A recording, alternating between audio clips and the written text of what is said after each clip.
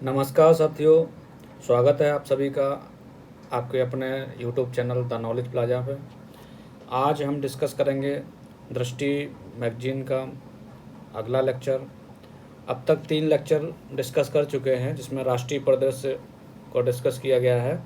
तो अगर आपने वो लेक्चर नहीं देखे हैं तो जाके पहले आप उन लेक्चर्स को देख लीजिएगा। एक प्लेलिस्ट बना दी गई है घटना चक्र आई दृष्टि करंट अफेयर्स के नाम से, तो उसमें आपको सारे लेक्चर्स मिल जाएंगे और आपको डिस्क्रिप्शन में भी इसका लिंक मिल जाएगा। तो जो लोग पहली बार आए हैं वो कृपया इसको सब्सक्राइब कर लीजिएगा। अगर आपको लेक्चर पसंद आए तो लाइक कर दीजिएगा तथा अपने साथियों के साथ में, दोस्तों के साथ में इसको शेयर भी कर दीजिएगा। तो शुरू करते हैं।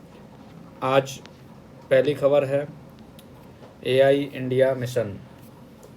India AI mission. तो पहले तो देख लेते हैं कि एआई का मतलब क्या है। एआई का मतलब है आर्टिफिशियल इंटेलिजेंस, यानी कि जो कृत्रिम बुद्धिमत्ता जो है, जैसे मशीनें जो हैं वो मानव की तरह से कैसे कार्य करें, उसके विचार जो है मानव की तरह हों और उनको कैसे इस प्रकार से डिज़ाइन किया जाए कि वो मनुष्यों की तरह व्यवहार कर सकें। कंप्यूटरों को मनुष्यों की तरह व्यवहार कराने के लिए, सक्षम बनाने के लिए इस तरह का मिशन चलाया जा रहा है। तो भारत में क्या है कि प्रधानमंत्री नरेंद्र मोदी की अध्यक्षता में केंद्रीय मंत्रिमंडल ने इंडिया एआई मिशन को मंजूरी प्रदान की है। इसमें 10,371 करोड़ रुपया का बजट निर्धारित किया गया है, जो अगले 5 वर्षों के लिए इसका प्रावधान किया गया है। 10,371.92 करोड़ रुपये इसको अगले 5 वर्ष में खर्च किया जाएगा इंडिया एआई मिशन पर। इस मिशन को लॉन्च किया जाना भारतीय एआई पारिस्थितिकी तंत्र को मजबूती प्रदान करने की दिशा में एक महत्वपूर्ण कदम है। यानी एआई को सिस्टम को ये काफ़ी हेल्प करेगा। उसमें इस मिशन के अंतर्गत जो है सबसे महत्वपूर्ण पॉइंट आप देखिएगा कि इसमें इसको क्रियान्वित कौन करेगा। तो इसको क्रियान्वयन करने के लिए डिजिटल इंडिया कॉरपोरेशन के अंतर्गत India AI independent business division इसको क्रियान्वित करेगा। तो इसमें इसके घटक प्रमुख हैं, जो 7 घटक हैं, इनको देख लीजिएगा। वैसे ये पीसीएस में ज़्यादा पूछने की संभावना नहीं है, बस आप थोड़ा थोड़ा सा देख लीजिएगा। इसमें हेडिंग देख लीजिएगा। इंडिया एआई कंप्यूटर क्षमता, ये एक इसका घटक है। इसके तहत क्या किया जाएगा, 10,000 से अधिक जीपीयू यानी ग्राफिक्स प्रोसेसिंग यूनिट्स को तैनात करके इसमें निर्मित किया जाएगा। और दूसरा है इंडिया एआई नवाचार सेंटर। ये एक शैक्षणिक संस्थान होगा जो इस क्षेत्र में जो अनुसंधान रिसर्च है उसको संचालित करेगा। इसके अलावा इंडिया एआई डेटा सेट मंच एक फोरम प्लेटफॉर्म बनेगा। India AI application development initiative एक प्लेटफॉर्म रहेगा। इसके अलावा इंडिया एआई फ्यूचर स्किल्स। अगला घटक है इंडिया एआई स्टार्टअप वित्त पोषण पे इसमें फोकस किया जाएगा। और यहाँ ऐसे स्टार्टअप्स को जो डीप टेक एआई स्टार्टअप्स हैं उनको फाइनेंस करने में या उनका समर्थन करने में उस पर मदद की जाएगी। अगला घटक है सुरक्षित और भरोसेमंद एआई, यानी एआई सेफ भी रहे, तो इस चीज़ का इसमें शामिल किया गया है। तो आप इसमें देख लीजिएगा, इसमें ये पॉइंट जो है ये कौन सा इसका संचालन कर रहा है उसको देख लीजिएगा। बाकी ज़्यादा इम्पोर्टेंट नहीं है। अगली खबर देखते हैं। ये भी कम महत्वपूर्ण है, लेकिन चूँकि इसमें दिया गया है तो देख लेते हैं एक बार। बस कुछ बिंदुओं पे डिस्कशन कर लेंगे। जैसे टेलीकम्युनिकेशन बिल है 2023, ये अधिनियम बन गया है 5 जुलाई 2024 को इसको लागू किया गया।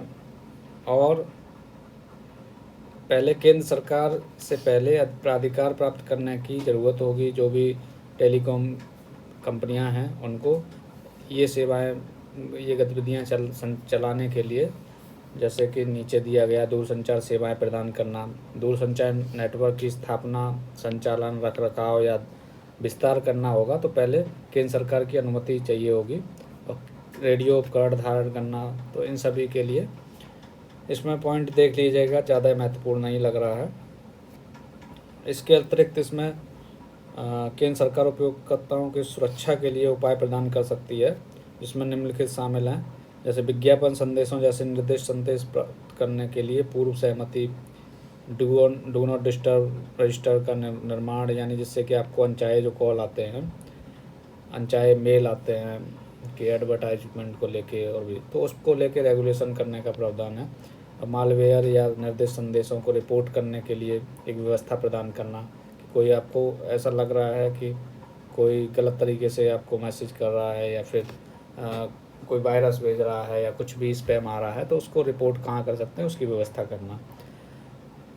इसमें एक पॉइंट ये है, देख लीजिएगा, इंडियन टेलीग्राफ एक्ट यानी भारतीय तार अधिनियम 1885 के तहत वंचित क्षेत्रों में दूरसंचार सेवा प्रदान करने के लिए एक फंड बनाया गया था, जिसको बोला गया था यूनिवर्सल सर्विस ऑब्लिगेशन फंड। तो इसको नए एक्ट में इसको जारी रखा गया है और इसका नाम जब बदल दिया गया, नाम क्या कर दिया गया है, डिजिटल भारत निधि। अब उसको जो यूनिवर्सल सर्विस ऑब्लिगेशन फंड था उसका नाम बदल के डिजिटल भारत निधि कर दिया गया है। और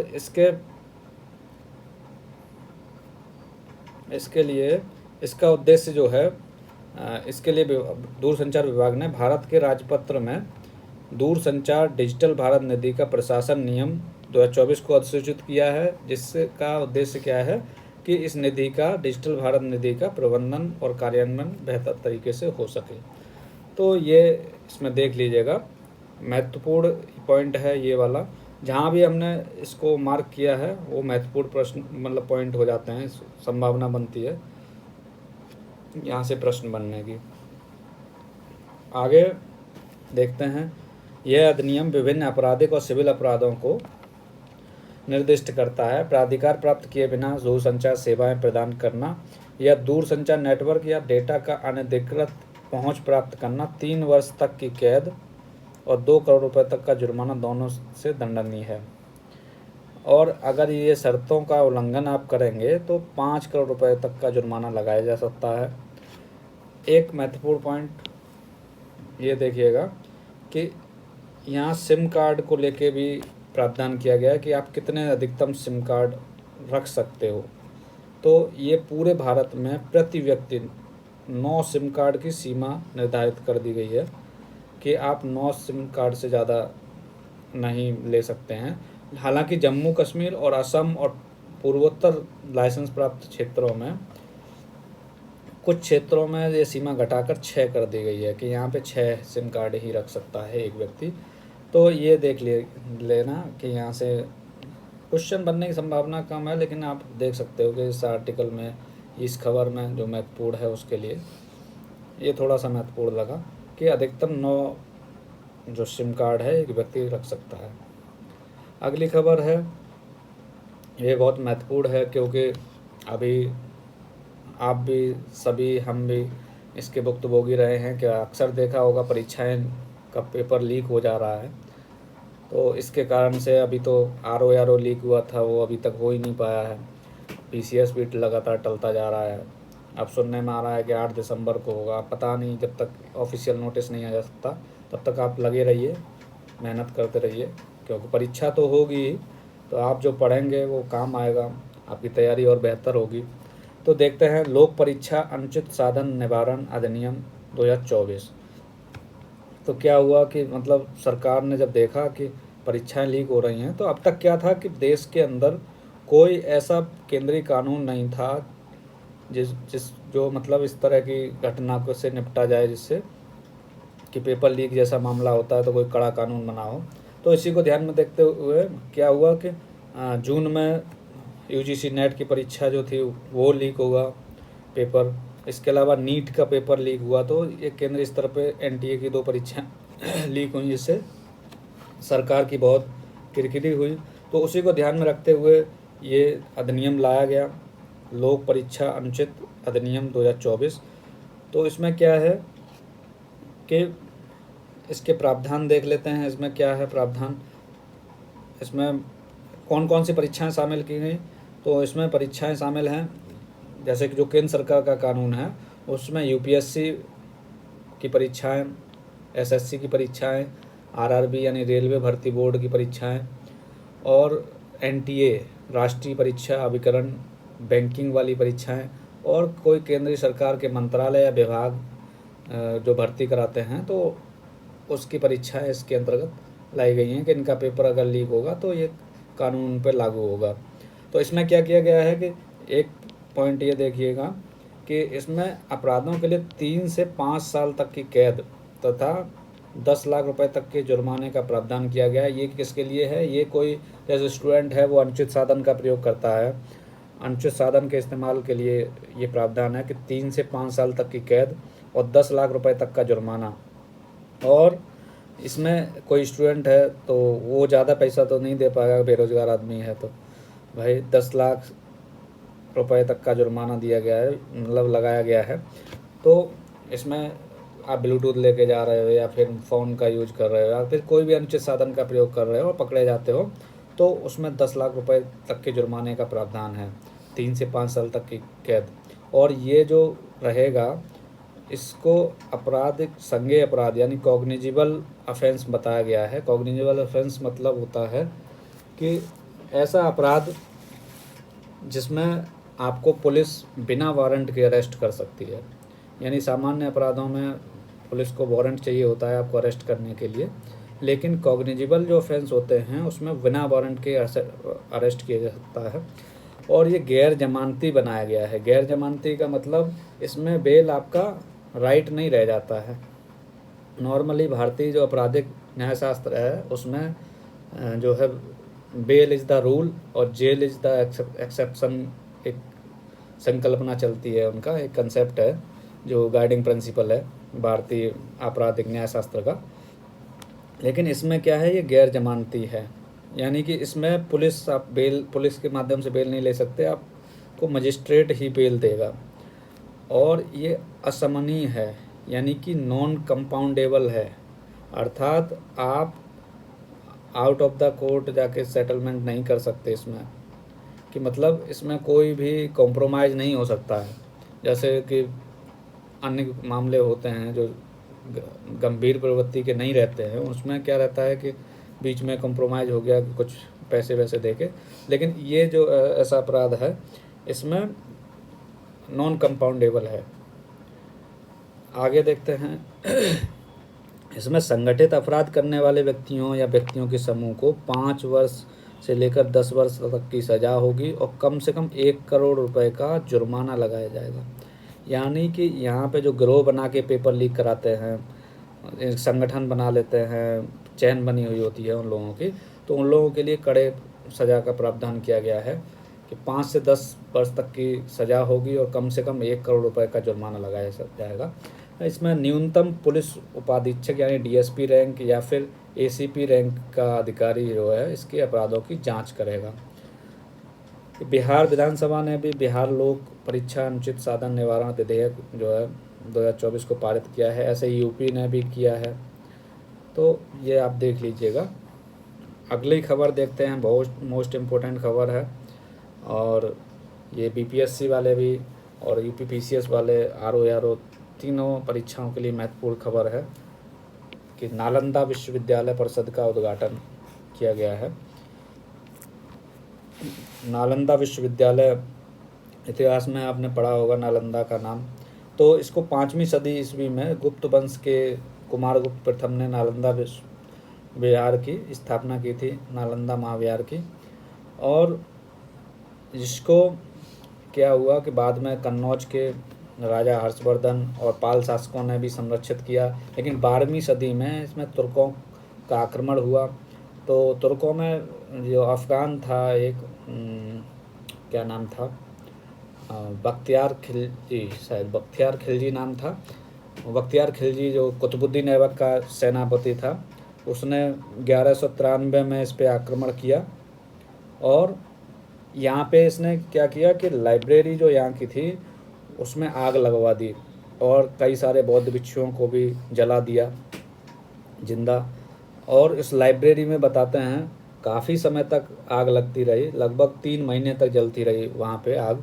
लाइब्रेरी में लगभग 90 लाख पांडुलिपियाँ थीं, वो जल के राख हो गई।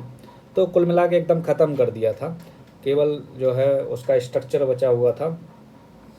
तो उस पर क्या हुआ कि 6वीं शताब्दी के पश्चात, मतलब 6 शताब्दियों के बाद, जब 12वीं सदी में ये विश्वविद्यालय का पतन हो गया, तो 6 शताब्दियों के पश्चात 1812 ईस्वी में स्कॉटिश सर्वेक्षणकर्ता फ्रांसिस बुकानन हैमिल्टन ने इसकी खोज की, लेकिन ये भी ज़्यादा कुछ पता नहीं लगा पाए। फिर बाद में 1861-62 में अलेक्जेंडर कनिंघम जो थे, उन्होंने आधिकारिक रूप से पहली बार एक प्राचीन विश्वविद्यालय के रूप में इसकी पहचान की।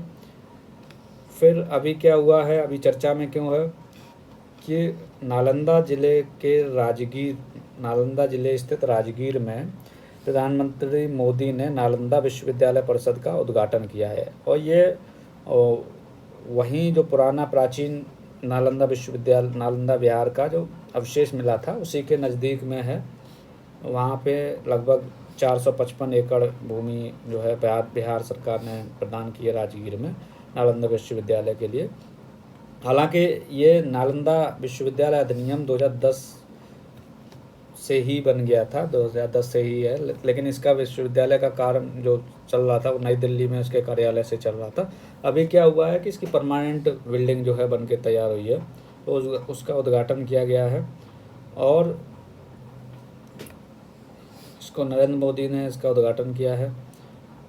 यहाँ आधुनिक जो विश्वविद्यालय का स्थायी परिसर प्राचीन नालंदा विश्वविद्यालय के अवशेषों के निकट राजगीर में निर्मित किया गया है। उल्लेखनीय है कि विश्वविद्यालय की परिकल्पना भारत और पूर्वी एशियाई शिखर सम्मेलन के कुछ सदस्य देशों के बीच एक संयुक्त सहयोग के रूप में की गई है। नालंदा विश्वविद्यालय परिषद के उद्घाटन समारोह में 17 देशों के मिशन प्रमुखों ने इसमें शामिल हुए। इसके अलावा आप देख सकते हैं इसको राष्ट्रीय महत्व का संस्थान भी घोषित किया गया है। नालंदा विश्वविद्यालय अधिनियम 2010 के माध्यम से इसको राष्ट्रीय महत्व का एक संस्थान घोषित किया गया है। भारत का राष्ट्रपति इसके कुलाध्यक्ष हैं, तो वर्तमान में राष्ट्रपति द्रौपदी मुर्मू हैं, वो इसकी विजिटर हैं, और प्रोफेसर अरविंद पनगड़िया इसके कुलाधिपति हैं, जबकि प्रोफेसर अभय कुमार सिंह अभी अंतरिम कुलपति बनाए गए हैं या पहले से बने हुए हैं, तो ये अंतरिम कुलपति के रूप में काम कर रहे हैं। अगली खबर देखते हैं।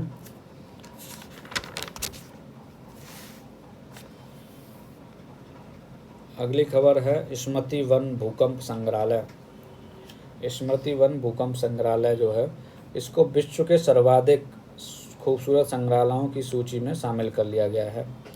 तो स्मृति वन भूकंप संग्रहालय भुज में स्थित है। यहाँ पे भूकंप आया था 26 जनवरी 2001 को। बहुत खतरनाक स्थिति पैदा हुई थी उस समय, भयंकर स्थिति थी कि यहाँ पे लगभग 13,000 लोगों की मौत हो गई थी इस भूकंप में, और 15 लाख से अधिक लोग प्रभावित हुए थे इस भूकंप के कारण। तो इसी को देखते हुए नरेंद्र मोदी जी ने इसका 28 अगस्त 2022 को प्रधानमंत्री मोदी ने स्मृति वन भूकंप स्मारक और संग्रहालय का उद्घाटन किया था, जो गुजरात के भुजिया पहाड़ी पर स्थित है, भुजियो डूंगर पहाड़ी पर स्थित है, और 470 एकड़ में ये फैला हुआ है।